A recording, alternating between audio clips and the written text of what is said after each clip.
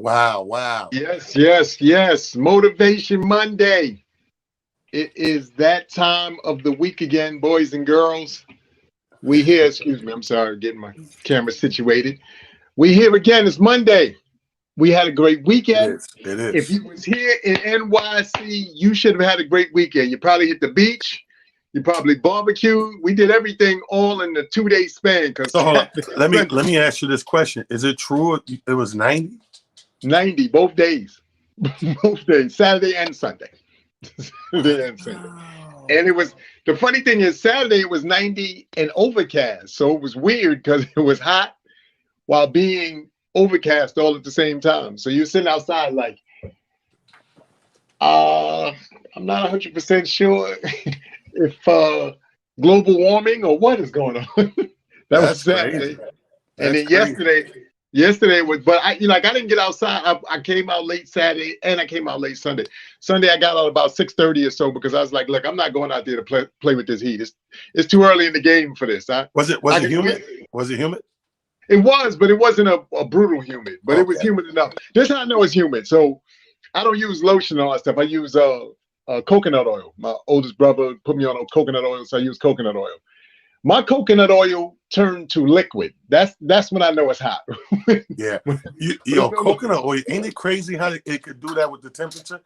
Like yes, that's it melts. and as soon as the heat go away, it go back to form. It go back to that solid format. So that's how I know, whether or not or when the heat is really, where they say it is. I was like, oh, it's in liquid form. Yeah, it's real in the feel outside. He said, "Oh, it's liquid. Yeah, it's really hot." Well, here's the thing. I had a great weekend, right? Let me say this because I do so much. I sat down. I had like time in transit today, Mhm. and this morning because I'm up dumb early and I got the time on the airport. I'm like, I always knew that I help people out, like, but to sit down and kind of like go through the numbers in your head, to know that you book 50 to 75, put 50 to 75 comedians to work this month alone. Wow. Wow. Like I put 50 to 75 is in the range. I stopped counting because I was like, wait a minute, I got to sit down with a pen. This is crazy. But I stopped at 50 and there was still a few more to go. So I said, it ain't going to be no more than 25. So between 50 and 75 people I put to work in the month of May. And the month ain't over. Yes, It's a that's whole right. full week this week. So this week is another dozen or 15 comedians I'm working, right? So this spawned of the direction of where I wanted to go today on the show. Because I said, you know what? We always motivate and people always take it. I don't know how we give it or how they take it, but it seems to come off like we're giving an individual push per person, right? Well, today I want to touch on doing unto others. Ooh. Motivate people to pay attention to the other thing. And I'm gonna tell you how I got here, and then we'll go into it. So, like I said, this weekend I'm obviously doing what I'm doing. Got to be where I got to be personally, but at the same time, I have others that I had to fly in and send to other places for other promoters, who I book. So AJ Johnson is in town, and he goes to the place Saturday. So of course, if I send somebody to you, I'm always going to follow up and say, hey, everything go good, how'd it go, blah blah blah. So Sunday morning I get up and the promoter, hitting up, how'd it go, blah blah, and he sends me this long shit, man. Like this long, like it should have been an email. You ever get those texts? They so fucking Oh. long. Like, dude, you need my email address. Yeah. So he sends this long thing, and I'm reading it, and it's not really nasty. It's just matter of factly. So he's like, how'd it go? He said, well, it was okay, but your boy was, he was pressing because when I went to pay him, he didn't have any virtual things set up. It's 2021, so Yeah. you're very rarely going to pick up some cash these days, right? So he's like, so that was a problem for a minute. And he's like, okay, well, damn, I got to get creative if dude's saying no, he want cash, he's adamant, right? So he's doing whatever. He said, but that's not the thing that pissed him off. He said the thing that pissed him off is how he was acting towards it. Like we was two dudes on the street, like, get my money, so he's like taken aback from that, right?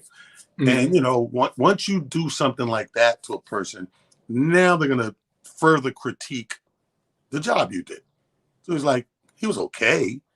Motherfucker wasn't that funny to be press, man. You know what I'm saying? If I want to be a dickhead or a street dude or whatever, man, fuck you, wasn't funny and I'm not gonna pay you. But he put him through the ringer with that. So I was like, yeah, I'm sorry you had to go through that. You know what I mean? Boom, boom, boom. So I'm just like, my thing is like, so I call, I'm like, my thing is like this. If you're going there through me and you think there's a discrepancy apart, the dude has the money, you just don't have the virtual means. That's a phone call to me. Say, hey, send it to talent and get it to me tomorrow or whatever, which could have been done because Sean Harvey's with me and he's going to get you tomorrow. So he could have sent that to me or Sean. Sean could have brought it to you, made cash, whatever. So I called the next day. I'm en route to leaving Rochester. It's Sunday now. And I'm en route. Like I said, Sean left early in the morning. He's going to get him, bring him to his show in Pennsylvania. So I call while they're in the car. And I said, give Hamlin the phone. And I go to talk to him. I say, hey, man, what happened last night? Right away, he starts screaming, right? Oh, nobody. I said, why are you yelling? He said, no, T, I know you called to get on me. I said, now you sound guilty because I didn't even yell yet. I called you because this is the proper protocol. The promoter calls me. I call artists. I was not there. So I have to talk in between the two of you guys. You understand? So, I'm sorry. I thought you were going to yell at me. Blah, blah, blah. So I was, but I didn't get there. So what I did was I said, you know what? I already know you did it because you sound defensive and guilty. I'm going to let it ride. You'll have a good show with Sean. The next day, well, no, it was that day, right? That day, yesterday. So yesterday, Sean's show is about 6 o'clock or whatever the case may be. Sean calls me. I'm sitting with Quincy in Buffalo, 7, 8 o'clock. Trying to watch the Knicks or whatever. And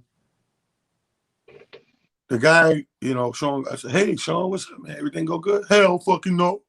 This dude crazy. Da, da, da, da, da. So now the same thing you just got reprimanded about last night, you went with this dude and did him dirty the same way. But it was worse with Sean because you didn't do your time. I mean, Sean still paid you. You didn't do your time. You did 8-10 minutes. You cursed the audience out. You called everybody faggots and gay and da-da-da-da and all that. And it was a bad look to the point where, what's up, Sharonda? To the point where Sean's like, okay, I got to, smooth it over. He said, if I didn't have these other two comedians who were very funny, whatever, the show would have been a disaster. So he's, AJ's doing the same thing. Get my money, all that. And then he's like, dude, relax. And he's like, well, take me to the hotel, whatever. And he's like, dude, we got to take pictures. It's more work to be done before. It'll be a minute. I'm going to take you. He said he was so adamant and he wouldn't stop. He was relentless. He just put him in a cab, right? So Sean's bitching on the thing. Now, Sean is so mad that he really want to leave him where he at. You still got to get back from PA to New York, right? He want to leave him where he at. And I have to really coach him off the cliff like, no, bro, you can't do that. Okay. Because when people do bad business with us, we don't do bad business. We finish our end of the deal. I mean, I'm going to send you the address where he's staying. Take him where he's staying. He's out of your hands. None the wiser. It'll be better next month with John Hinton. Promise. He's easier to work with, right? So I call, I text him right after I get the phone with Sean. I'm ranting in the text like, bro, I got to cancel all your shows. You're out there. You're putting a bad stain on me because people are doing it on the strength of me. Blah blah blah. No, I'm not. So long story short, brought me to this today. And I don't know if you move. I know you move. People out there, I don't know if you move like I move, but I move like this. And I've been telling my kids this since they can understand me English. When you're doing something and you are representing somebody else, you have to do into that situation of those people accordingly. You can't look at it, any other way. If I come through, it's like we all use hookups left and right. Your man work with a Marriott, yeah, you can use my discount. Boom. I know that I can't go in there wilding out and fucking up the Marriott because I'm on this guy's name and hookup. You understand what I'm saying? People, it is imperative, and I want to drill this shit home this hour, that we respect one another to the point where I want to motivate the people who may need to be motivated and reminded that when you have somebody else's thing, it's like borrowing somebody's item. You take good care of that. You don't fuck it up. You don't crash it up. You don't burn it up. You don't, because it's not yours. You're borrowing it, and the person was nice enough to borrow it, to loan it to you. So you borrowed it. So what you have to do now that it's in your care, you got to take care of it and make sure it's good. Same thing with relationships. If I'm somewhere because, and I give it to them, let me not leave the story open-ended. Like today we spoke again, and for the first time we had an honest moment, and I said, I respect your honesty, bro. You know what I mean? I said, but let me be clear. The same way you need a favor from me, and I use my connects to feed you and yours, is the same way I deal with the promoter. I know the promoter too. So you can't shit on him or make it any type of way that's awkward because it comes back on me. I'm connected to both sides. I'm the thing in the middle. I'm the link in the chain that brings it all together. And a lot of people, he made me think back to a lot of times where I stopped fucking with people because of that. You ever have those people in your life, and they be gone so long, you be like, damn, why did I stop fucking with them? And as soon as you hang out or fuck with them again, you're like, that's why I stopped fucking with them. You know what I mean? And I think a lot of people do that, Amir. Yeah. A couple of things. First off, incredible story. I know that gentleman is, incredible talent. We have to Talent's point, and to the point to everybody who's watching this live, we have to understand that when you're on somebody else's name sake, you have to honestly think to yourself, hold on, the energy for this transaction is actually going through that person. It's really it's their name on the line. It's not your name on the line. Right. Your name is on the line too, but more so their name is on the line because they vouched for you. And when you vouch for somebody else, you expect them to act accordingly, because the reality of it all is the person who you made the connection for that person with, they're looking to you for validation. They want to know that if you co-signed it, then that means it's official tissue. Why? Because they know you to be official tissue. So it is really imperative that when we are doing things on somebody else's namesake, like Talent said, not only do you take care of it, you treat it as if you were doing something on your own damn namesake. Why? Exactly. Because at the end of the day, that's all we have. We have the ability to, yes, kind of know of people, meaning you hear of people or you hear things about people, which is what is in the atmosphere, what is in the air. But then when you have the actual opportunity to meet somebody and to deal with them on a one-on-one basis, you hope and pray that what you've heard is not only up to par, but it's even better. And that is why it is so imperative that we really take into consideration anytime you are going on somebody else's name, you take that, like, whoa, I'm working off of somebody else here. This has nothing to do with me. This is really somebody else's, name that's on the line. I find it, always interesting because, to your point, T, and like you said, we've, been in and around the industry for various reasons, working in various circles. And I always find it strange when I meet somebody who doesn't live up to what I thought their standard was. Meaning, I don't hate them, but I just think that it's interesting because I'm saying to myself, okay, you're an industry person as well. You have a name, you have a persona that, is known to the public. Don't jack that up in the sense now that I got to look at you sideways because I was either a fan of or somebody who always thought to myself, wow, it's great. It's going to be great to work with this person or to be in and around this person. And once you kind of, sully that ideology for somebody, it becomes really hard, as you said, to, keep the faith when it comes to that. When I was coming up, my situation that was similar to that. I remember I was a kid, and me and a group of my friends, we would always go hang out. And this was the Bentley's days. So we'd always go to hang at Bentley's like every Friday, Saturday. You remember that was the place to go. And I remember one of my boys in particular, I'm not going to say his name on here, but he would always wait till we got 2 Bentleys to come up short. Like, everybody worked. So we all got jobs. I got one of those too.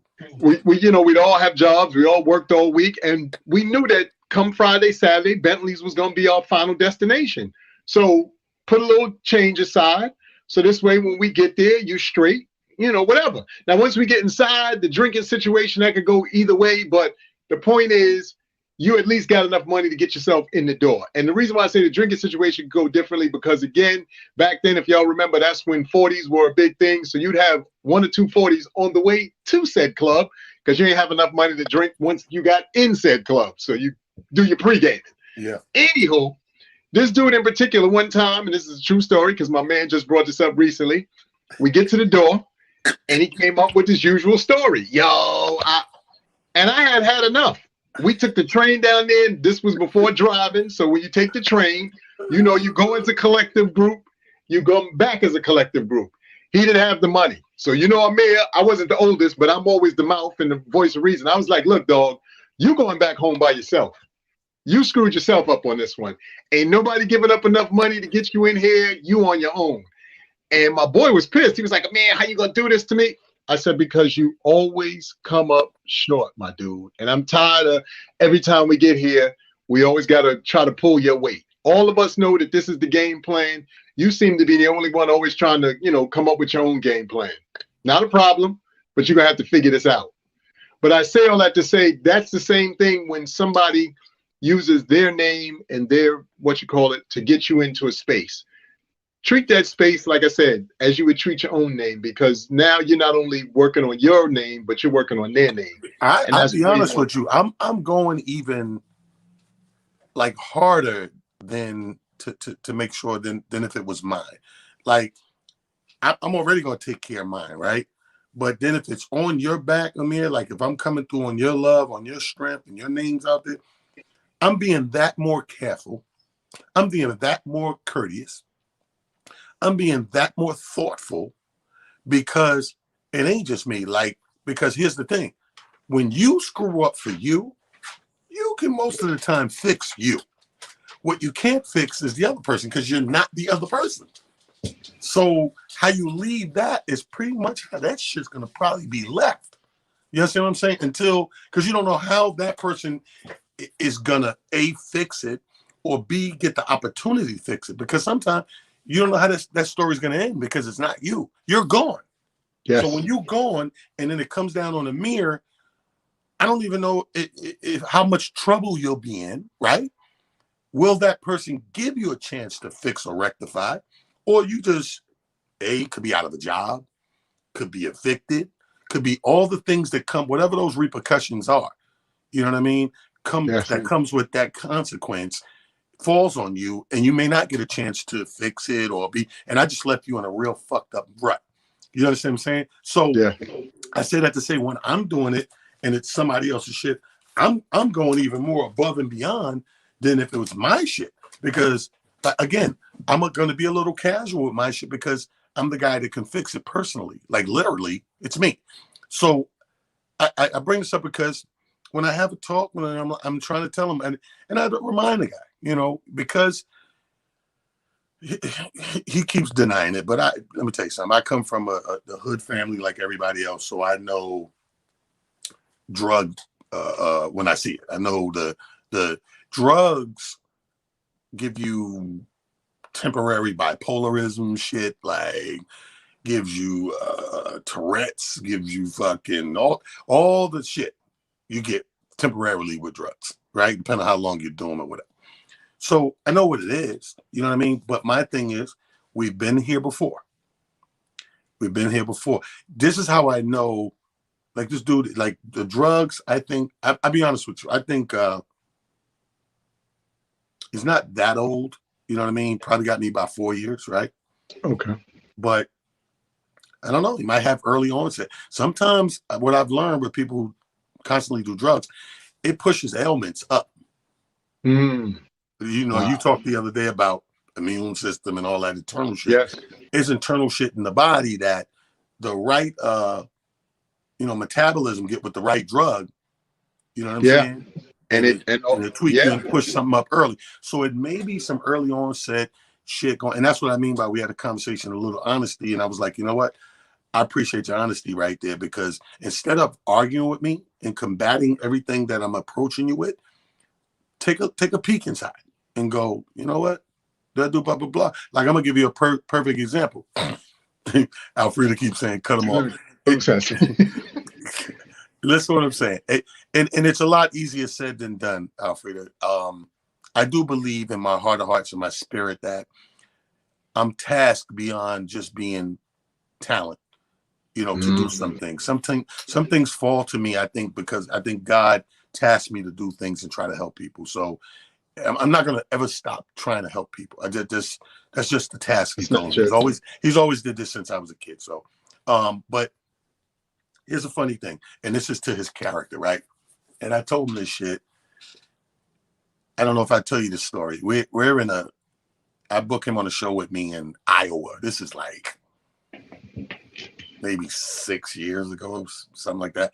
But we're in Iowa, correct? And to paint the picture, the hotel we're staying in is a convention center. It's connected to it's a casino and convention center. So you go through the walkway from the hotel casino, and you're in this convention center where they set up for the show with the stage and everything.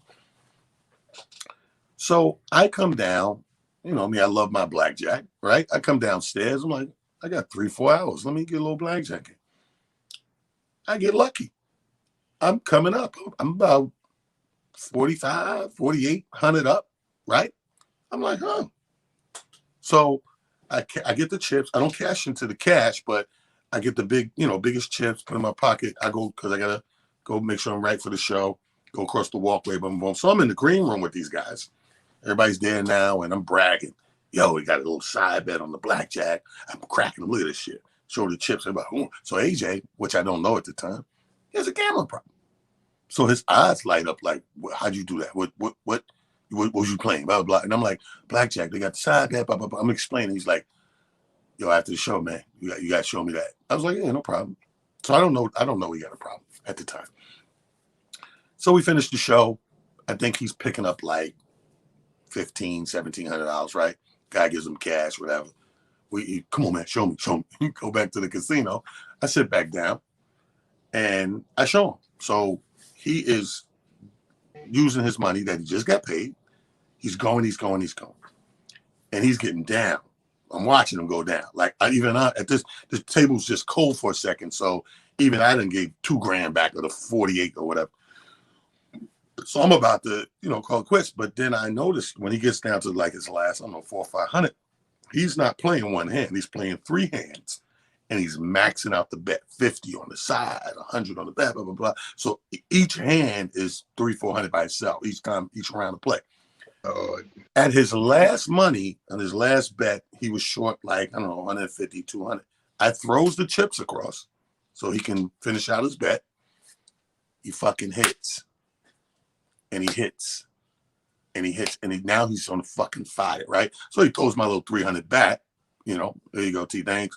And he keeps playing. Now I'm getting tired. I done gave back 2,000. I'm like, I gotta leave with something. You know what I'm saying? So I'm cashing out, and it's late, and we got to get up at 4, go to the airport. So I'm like, I'm late. Yeah, I'm right behind you. Whatever. Go up to the room. I text the promoter, hey, come in my room, man, and finish. Give me my balance. Give me my money. Promoter comes to the room, and he's explaining how he got a check. He's gonna, but I know him, so I'm not worried. He's like, I'll see you when we get back. Blah blah.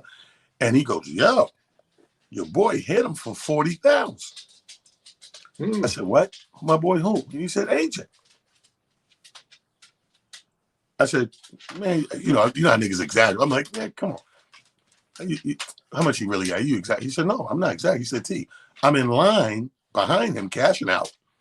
They count 40,000 change. And I was like, what? So right away, I say to myself, let me see the type of dude this is, right? Now, mind you, got to get in my car. You got to get in my Uber to go to the airport, all that shit. We meet down 4 something in the morning. He got the hoodie on. He's lying tired while we waiting for the Uber, whatever. He gets in the Uber. The whole time, Amir, this nigga never mentions nothing. Now, you think if a motherfucker have a $40,000 casino night, nigga, I'm telling everybody, even whether I got the money on me or not, people gonna hear this story. You know what I mean? So I'm just taking it all in. I'm quiet. You know, when we get there, hey, how was it? That was cool. You know, I'm like this dirty rat bastard. You at 40,000, nigga. If I'm sitting at a table with you and I got 40,000, I'm giving you 5,000 if you want to play. Go ahead, play, man. Because this is free money. This is gambling free money, but never, right? So I ain't say shit. It wasn't until almost a year later we had another gig, and he owed me 300. I got him a plane ticket somewhere, and I took my 300 off the top, and he's so in and out of highness. He's like, yo, why you take 300? I said, for the flight. You owe me 300. Nah, I already paid you that shit. AJ, you didn't pay me that. So we get in an argument the whole time. I said, bro, take the 300 and just lose my fucking number. Like, why the fuck I need to steal $300 from you, bro? Nah, you know what? I don't want no problem. You don't take it, blah, blah, blah. I was like, nah, you good. And I said to myself, I'm good. I'm done right there.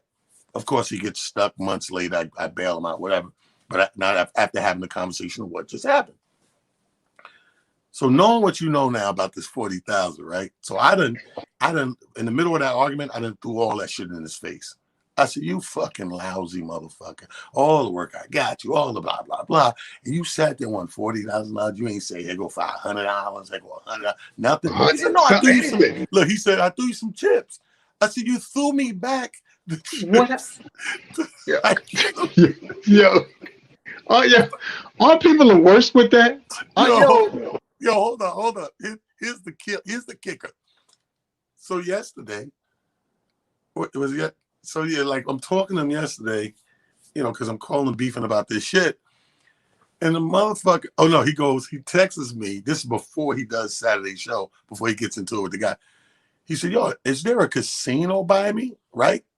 So I'm like this, and caps, hell no. So he calls me. He calls me and go, yo, why you put it in caps? I feel like you were screaming at me. I said, I am. Why? I said, motherfucker, me and you don't ever talk about casinos. After that time you had 40 G and up, the man with a straight voice said in the phone, I don't understand what you mad about. I don't know how many hundreds I gave you while we was playing. Then I gave you 2,000 when we was finished playing. Dude, I was in the back of this Uber. I wanted to crash my fucking forehead through this man's wind. Yo, I said, are you okay? He's like, yeah. And he was like adamantly like earnest with the shit, like matter of fact. And I was like, but that's why I said what I said 10 minutes ago about sometime early on said all the drugs you do. Maybe he really believes that. Yeah.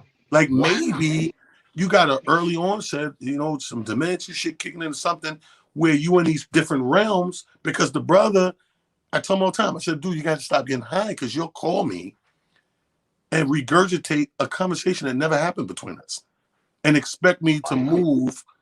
You understand what I'm saying? So I'm like, I said, dude, that never happened. But maybe because you're burnt, the drugs burn you the fuck out and you believe it. But this, I'm just giving you a type of, that was an example of, look what I'm dealing with, the type of motherfucker. So what's going to happen is this. Before, you know, I'm a firm believer, like I said, I never stop helping people when I know need help.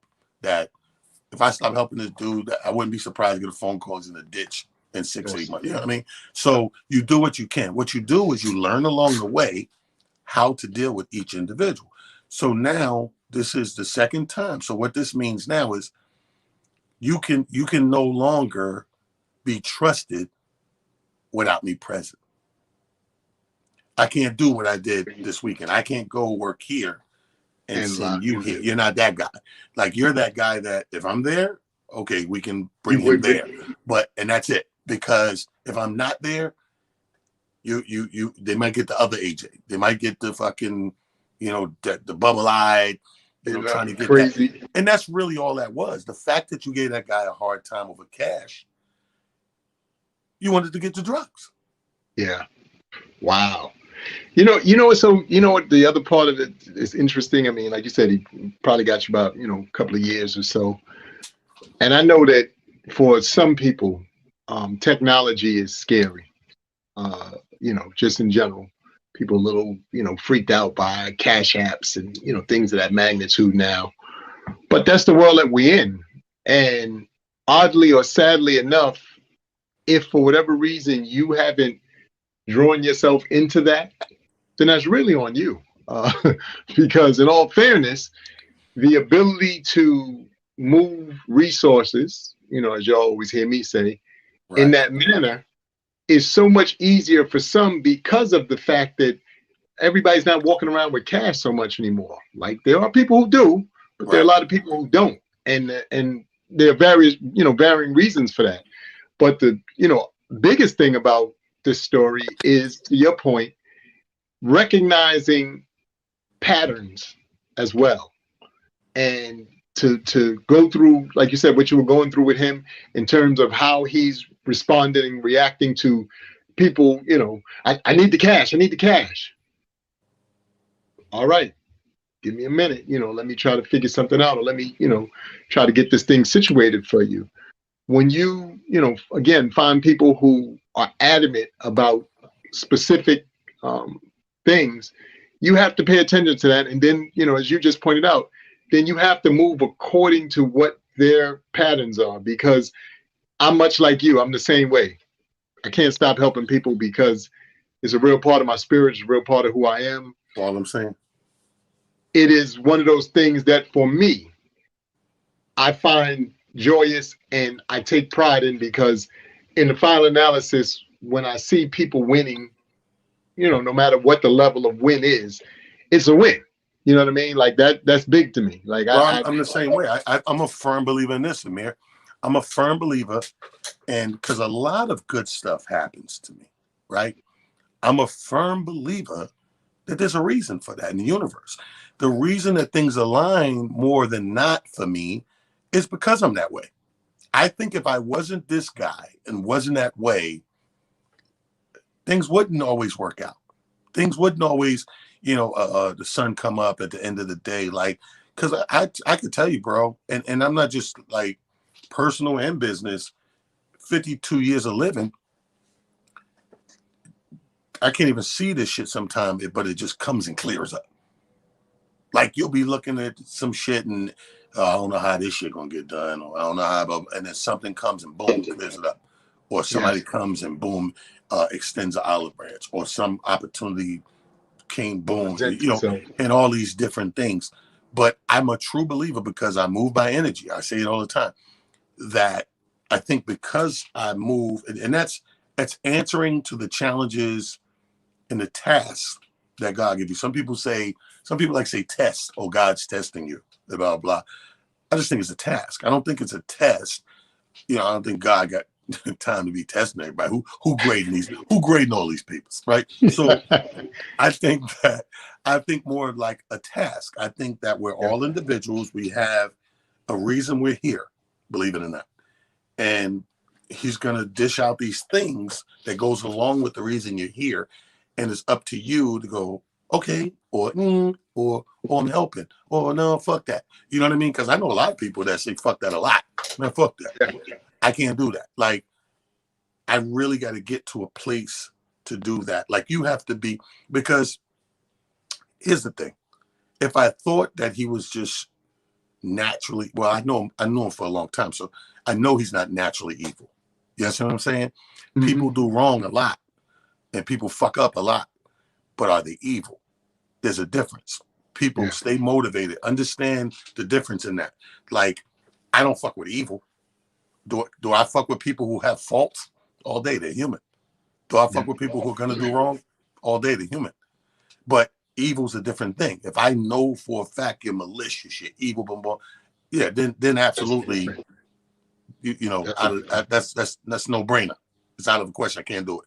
But I know that's not who is. I really, in my heart of hearts, know from being around him and experience for Shit, my whole career, I know I've been doing it 30 years. I know AG maybe 26 or 27 of them.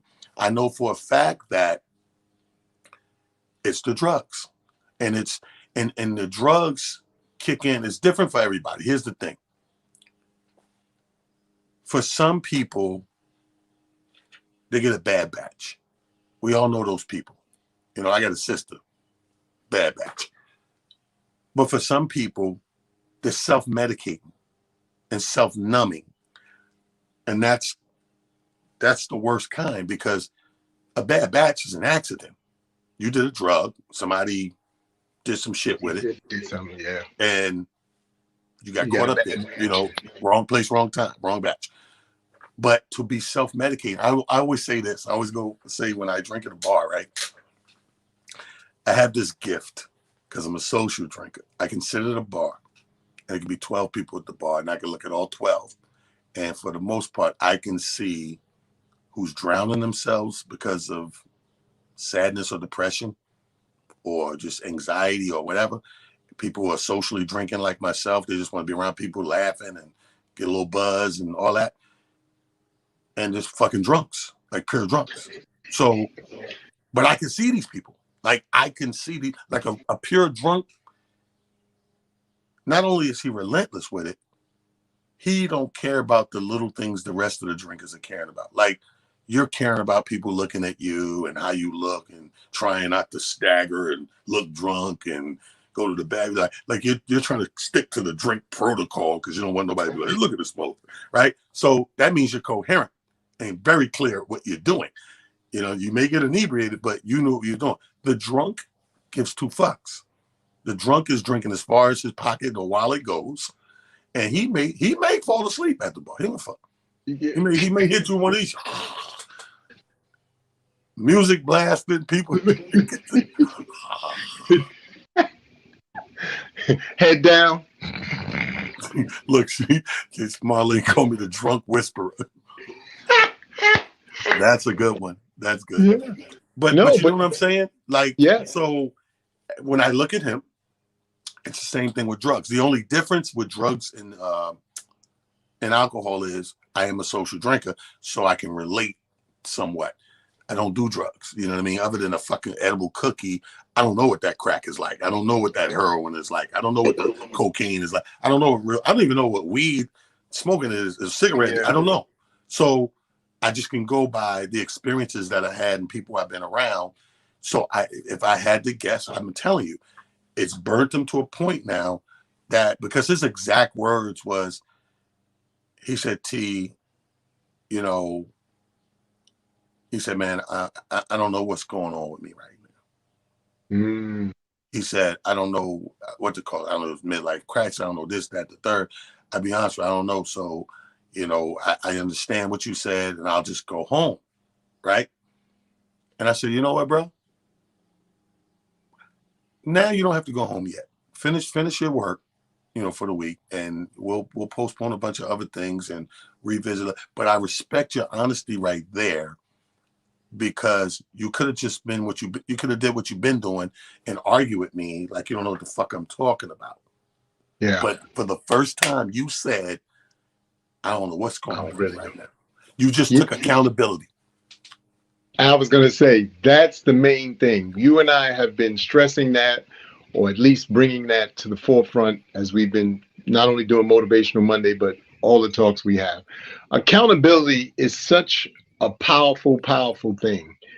And we, as a collective, and when I say as a collective, that means not only both men and women, but in general, we need to really do a better job with our accountability.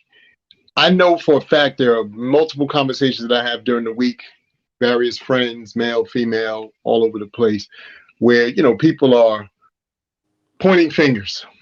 This happened. That person over there did this. That person over there did that. Right. And all that is real. But what part in it was yours? What part in it can you take accountability of, make changes, make deletions, or upgrade so that either that doesn't happen again, or there is a new version of it that is to come because you've now addressed it? the biggest thing, like you said, is first and foremost having a moment to calm yourself down. Because again, when we're upset, regardless to what people may think, like I said, please name, and I see people in our chat, please name one time something great has happened to you when you were angry, mad, or any of those things. It usually doesn't. The only thing that happens is you end up in a fight. You may end up falling or doing something out of character, but that's because everything is off for you. And to Talent's point, and something that we also talk about is energy. Your energy's off. We do not consistently understand how important it is to keep that balance.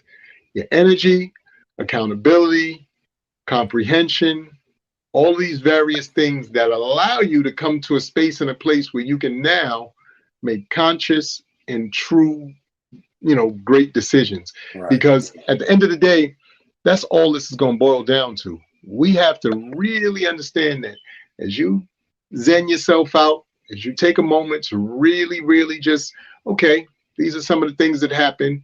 Let me understand why they happen. And like I said, what was my part? You got, the other person's part. And they did what they did or said what they said. There's nothing you can do about that. But the one thing that, I always try to use in my own life and as I go forward is I can only really be held accountable for what I did and for what I said. I can't really tell somebody else what to say, feel, and do. Right. But I know I can hold myself accountable for what I say, feel, and do. Right. So I take that moment. Phone conversations sometimes like you said, you're amped up.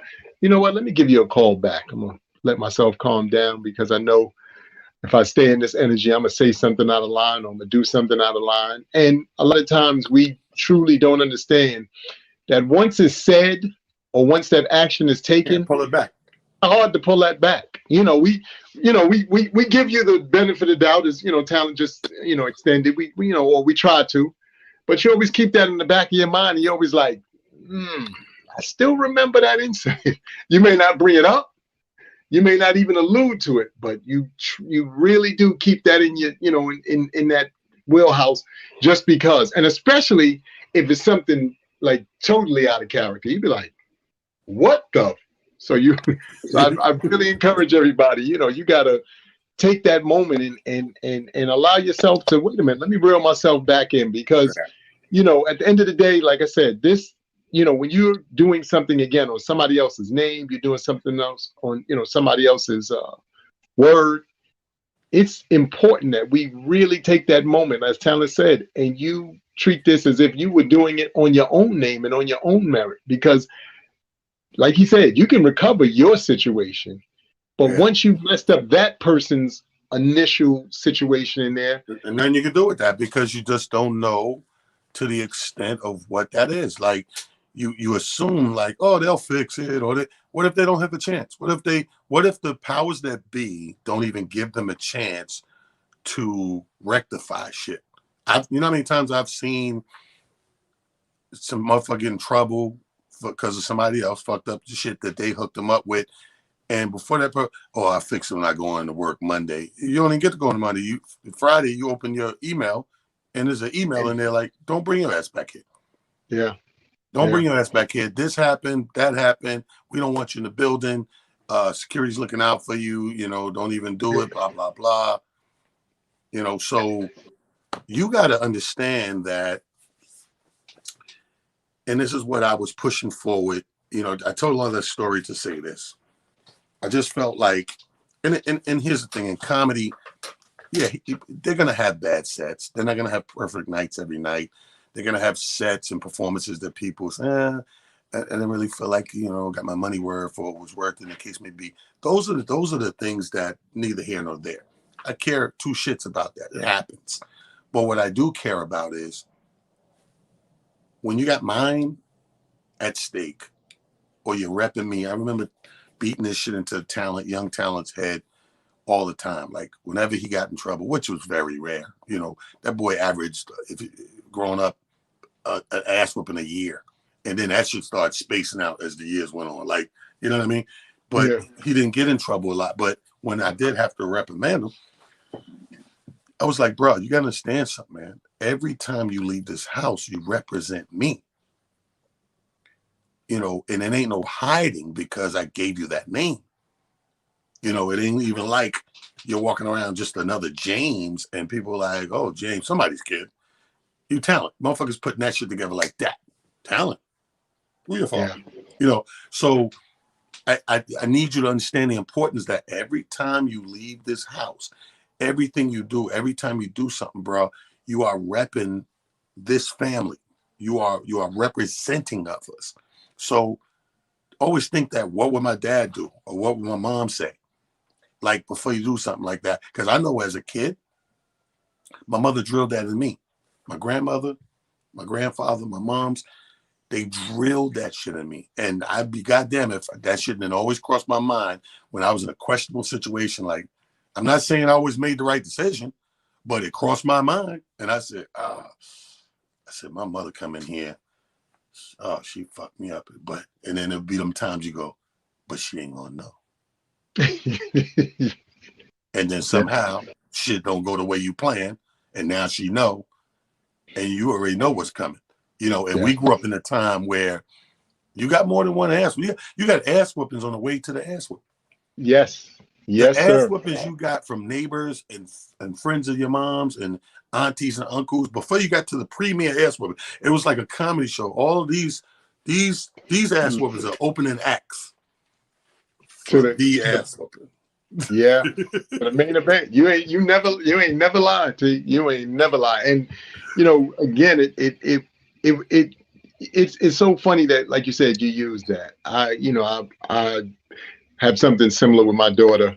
She laughs about this all the time. She said, Daddy, I can't do anything because the minute they put the two names together, is your father Amir Sealy? She's like, yeah. How do you know my dad? They'll go into whatever the story is. But I said, look, thankfully, your father's not somebody who has a name, or your family name isn't a name that's out here reckless. So at least you ain't got to worry about somebody jumping on you on some craziness like, right. Oh, you part of that family, because we got those people out there who have those situations as well. But I said, to your same point, this is why it's imperative. Y'all have heard me say this. It's nice to be important, but it's much more important to be nice, because that energy, that synergy, all of those things continuously follow you as you continue to do other things, because that actually precedes you before people actually get to know you, before they physically meet you, before they really know anything about you. Whatever's being said in the streets is what they're going off of, because they're talking in the streets. You can believe that. That's just a fact. It's just the way the world works. But again, as I stated earlier, then you now have to realize that because you have this presentation of you, or representation of you out here, already before people physically meet you, then you either have to meet that standard or go beyond it. Because the reality of it all is, if you do anything short of it, trust and believe that's going to hit the street and the wire just as fast. And then people will really be like, I don't really mess with A, B, C, and D because, whatever. And that's big, because at the end of the day, whether we truly, honestly tell ourselves this or not, the world moves on relationships. It's just that simple. And relationships are built based off of people's word about you, based off of your word and your actions. And that's that. There's no other way to put that. That's really how that works. Relationships are what moves the world forward. And when you build strong and wonderful relationships, then there is nothing but wonderful things to continuously go. Yes, Adrian, you're right. Reputation precedes you. That continues to allow you to move forward, and it continues to allow people to go, oh no, I mess with you because I heard through this person over here that you good money. You somebody you official. How many times you meet people like that, right? Like you meet people and they together, and you be like, oh, such boom boom, be like, oh, I know he must be good. You with him, you must be good people. You know what I mean? Like, guilty and innocent by association. Let me ask you a question. Has anybody ever entrusted something in you? It could be a situation, it could be an item, a tangible thing, it could be a situation or circumstance, and you fumbled it. or you damaged it or something when it was time to give it back or whatever. You fumbled it, it didn't come out good, or you Yeah. broke something. Have you ever been in that situation? Not that you Yes. intentionally did it, but you know what I mean? Yes. Yes. And the fun thing about it was, early on in my career at Estee Lauder, was new to corporate America. Wasn't that big a deal to me or whatever, and I didn't really know anything about corporate America at the time. And back then, our company store, which where all the products is and stuff, they used to do these baskets. You know how you back in the days used to go in women's bathrooms and they have these beautiful baskets and they have like the shower gel and the perfume and candle and all this, really cool stuff in a basket somewhere in the bathroom. Our company used to do that as a part of a, promotional thing. So you can get a lotion and a body gel and a candle and, all these various things. They put in this beautiful basket and have a plastic wrap over it. So there was one in our mailroom, and it was, for a long time, it was up on the shelf and nobody had claimed it. So I don't know if Mother's Day or some holiday, or maybe I was just trying to impress some young lady at the time. I don't really know what. Just keep it 1,000. I ended up, because I was asking. I was like, "Yo, whose is it? Nobody's claiming. Nobody's claiming." You stole the shit. You stole the I shit. took it. I did, and I give it to whoever I gave it to. They were impressed. Oh my God, this is beautiful. You're the truth. My boss, who had hired me at the time, he said to me, he came to us, brought the whole mailroom together. He said, "Does anybody know what happened to the basket?" Now, this is where amnesia in the hood kicks in. There was a basket in here? Really? Yeah, it was in here on the shelf. He's going off. Everybody playing dumb. So we, let it ride, whatever. And like I said, by this point, I was, working for the company. It wasn't that long. So he calls me in his office one day. He said, "Amir, I know you took that damn basket." He said, "But I'm not mad at you." He said, "Because, you do such exemplary work around here. And I don't know what I'd do without you." He said, "Because you're one of few people who I have working here who comes to work every day." He said, "The rest of these dudes are, idiots. They drive me crazy, but you really come and you get the job done." He said, "You are focused." And I was, though. That's the one thing, we talk about reputation and all that stuff. Throughout my tenure, with Estee Lauder, I've been written up for everything known to man, too much phone usage, this lateness, blah, blah, blah. But every boss I ever had, they said, "We can't ever fire you because you work your behind off." They like, it's hard to get mad at you because we know you're going to come and get it in. Like, you don't play when it comes. I said, and I didn't. Work ethic is everything to me. Again, coming from the generation, the era we're in, and I see all the laugh emojis, all of y'all the same energy, same era I am. Y'all know how we are about work, about work ethic. We might do some dumb stuff, but we're going to get the job done. We're going to be like, "Look, you're going to be mad at me about all this other stuff, but you can't say I didn't get I didn't come in here and handle my business." And that's just, the way people do, like now I'm the 50-year-old angry guy. So now I don't really, sometimes I'll be just not caring. I'll be like, "And what are you going to say now? What y'all want to talk with?" You know what I mean? Because you just, you get to that point. But early on in your career, you're trying to, stay the course, man. And it's so funny because, I look at our young people and, again, this is, just the message and, something to make you laugh. I had mentioned this on something else. I don't know if it was one of the lives that we was on, but somebody I was talking to. And Tyler, you could attest to this. And like I said, some of the beautiful people out here listening. You remember when we was 14 and you got your first working papers and it was the blue card? Yes. And then 2 years later, when you were 16, you traded in for the green card? Yeah. So I was talking about that because, again, to show the difference in work ethic, you couldn't wait to have those two monumental moments in your life when you were young. In our generation, that was showing that you were, starting to come of age. You were, trying to, be serious about your life. But it's funny now because, now everything is online. So I don't know if the new version of some things has the same overall effect as it's had for us. You know what I mean? Like Right. those were moments and things that we really held on to. In the Bronx, you had to go to Arthur Ave. I don't know who else on here is from the Bronx, but you had to go to this specific spot on Arthur Ave, and that was to get your first, blue card. And then, to get the green one, you had to go back to the same place on Arthur Ave, in the Bronx. And now, like I kind of smile about some of this stuff because everything is online now. So, and I'm like, I don't know if you could judge, there's something that Talent was talking about earlier, if you could really judge character online. Because online, everybody's dope. You know what I'm saying? Everybody's the truth. But when you see and meet people in person, whether like you said, you're drinking and, casually, or, just in environments where you can, get to know folks, you start, singling out, like you said, certain, patterns, and you be like, okay, something that I'm watching. I see you guys, you got some issues there that, nobody's ever told you about, but okay, I got it. And I like, it's funny because I realized that that's the way the world is now. We've gone away from, this individual or, the ability to really, get to know each other and learn each other.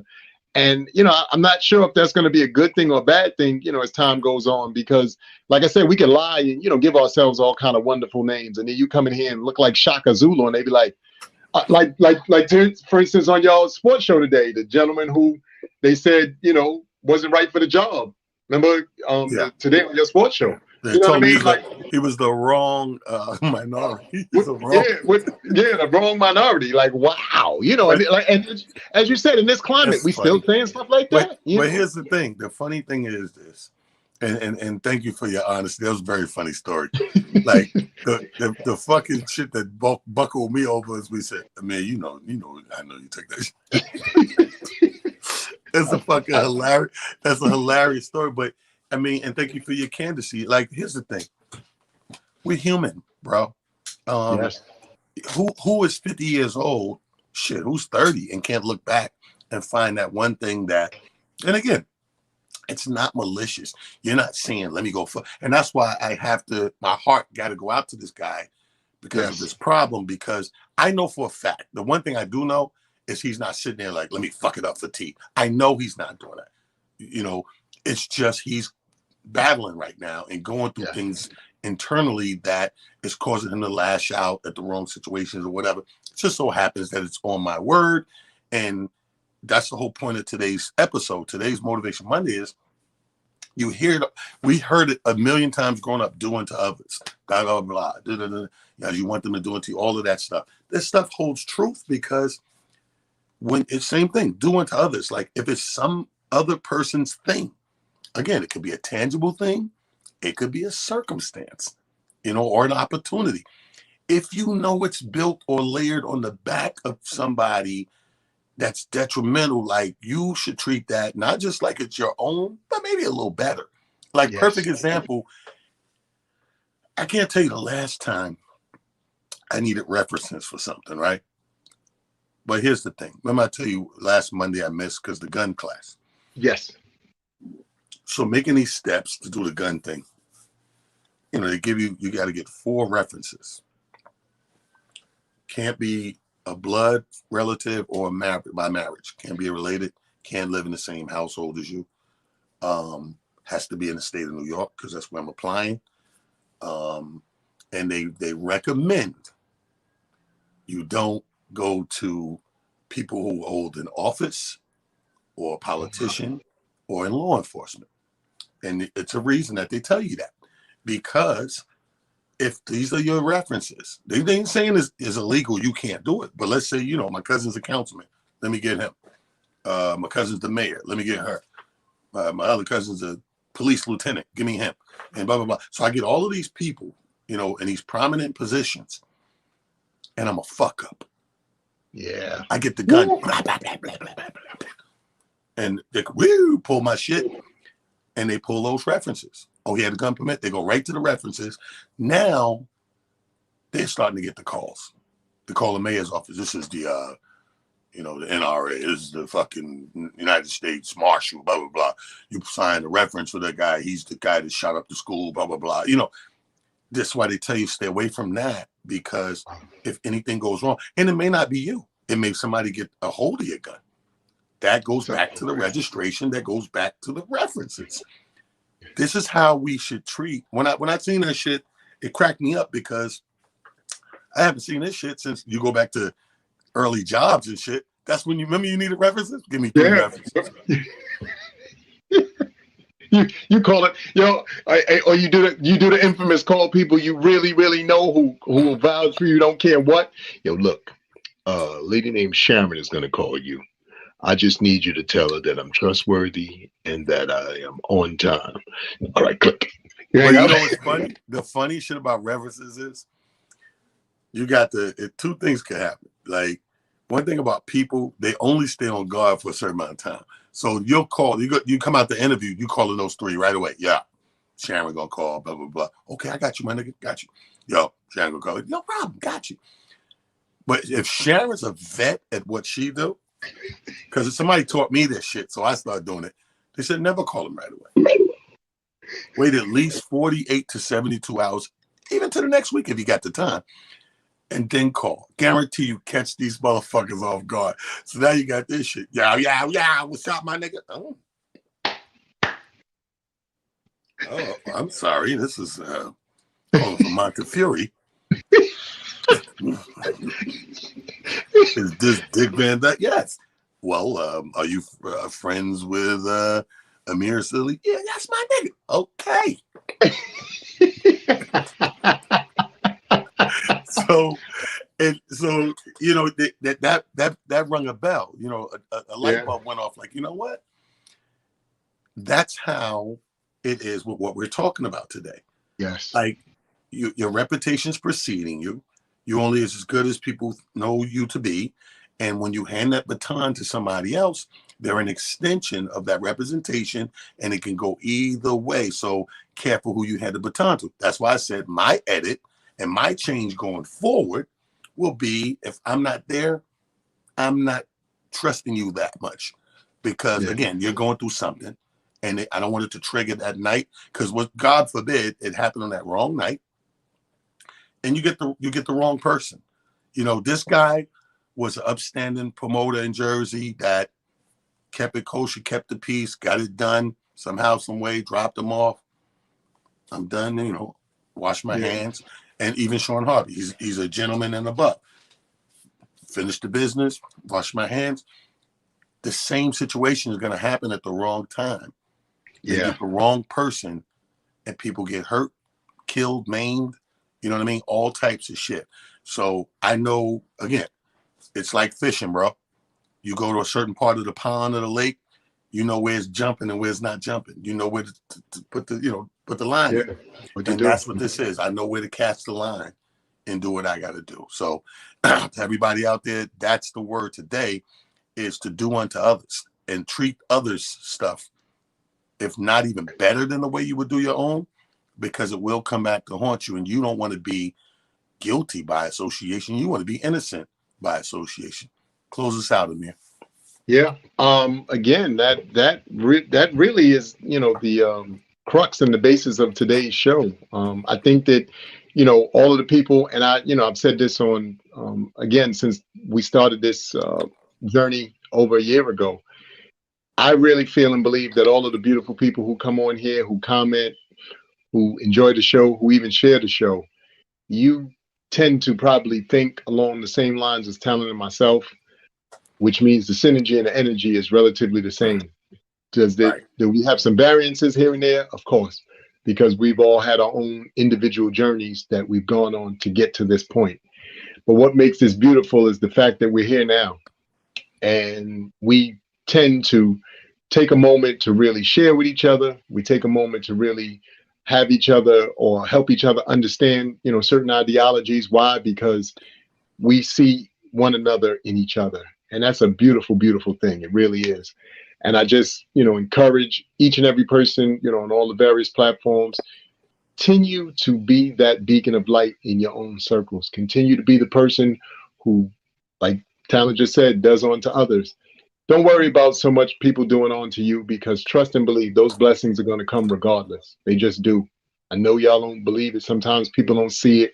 But I always tell people it's because you may be looking for the format of the blessings to come in the same way you extended them.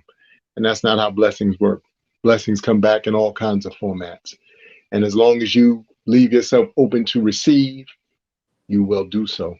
So again, as I always tell y'all, it's nice to be important, but it's much more important to be nice. Take that with you, grow, continue to glow, do what we do.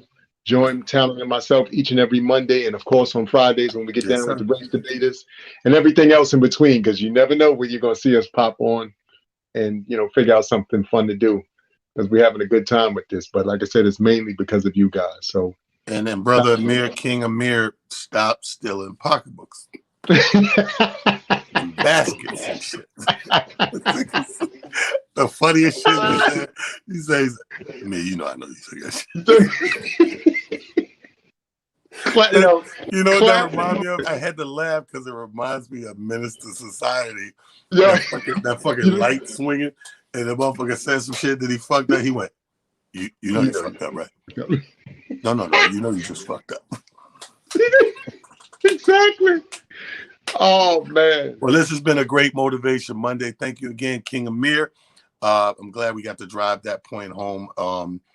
It was just heavy, and I felt like we've all been there.